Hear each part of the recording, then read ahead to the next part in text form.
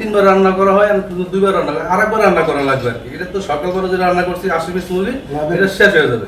আবার একটা দুইটার দিকে আবার ওই দিন রাতে খাবার নিছে, কি হয়েছে খাবার শুনছেন এটা? যে আমি আসলে ফোন দেয় নাই, আমি ফেসবুকের মাধ্যমে দেখছি।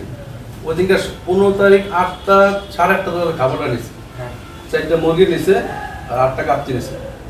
কেউটা কোনো সমস্যা নেই। এখন আমার ওই জায়গায় যাওয়ানোর পর 15 তারিখ কিছু বলে, 16 তারিখ রাত 10টার দিকে ফেসবুকে পাইছি যে খাবার খায় পরের দিন। জি, একদিন পরের দিন, হ্যাঁ একদিন পরের দিনই আসছে। হ্যাঁ, ওই নাম্বার আছে, কোনো আমার সাথে কোনো যোগাযোগ করে নাই, ঠিক আছে। আচ্ছা। আর ওই দিনকে আমি মুরগি বেশি 160 পিস মুরগি বেশি দোকান, প্রতিদিন 160 পিস 70 পিস ওরকম মুরগি যায়, কোনো কমপ্লিট হয় নাই। ওই 4 প্যাকেটে মনে করে 4 প্যাকেটে কম। জি, জি। আর গতকালকে নিয়ে আবার আজকে একজন অসুস্থ হয়েছে, গতকালকে রাতে নিয়ে, এগুলো যায় না। তাই না? এইটা কি সেটা না? হয়তো পুরোপুরি নিষিদ্ধ না হলে এটা হয়তো তুই যে কোনো সরকারি ওয়েবসাইট খোল, দেখ যে আমি অনুমতি চাই। আর একটা বিএসটিএস সিল প্যাকেটটা নিয়ে পরে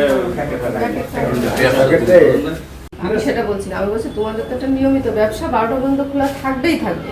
12টা বেশিও থাকে, হ্যাঁ, বেশিও বেশিও থাকে। থাকে। আগে ওই শেষ লাস্টের করো। রান্নাটা কোন সময়? রাত্রে 8টা হয়, অনেক সময় রাত্রে 9টা করো, রান্না? হ্যাঁ, রাত্রে রান্না হয়। অর্থাৎ এই যে প্রসেসিং যেটা, এই মানুষ খেয়ে মরবে সেটা ছিল না। না না জনপ্রতিনিধি দায়িত্ব নিল না, কি করে দিতেন? না স্যার, আমরা তো আমরা না জানেন না মানে ওই যে সে বলে দিয়েছে বলে যে এটা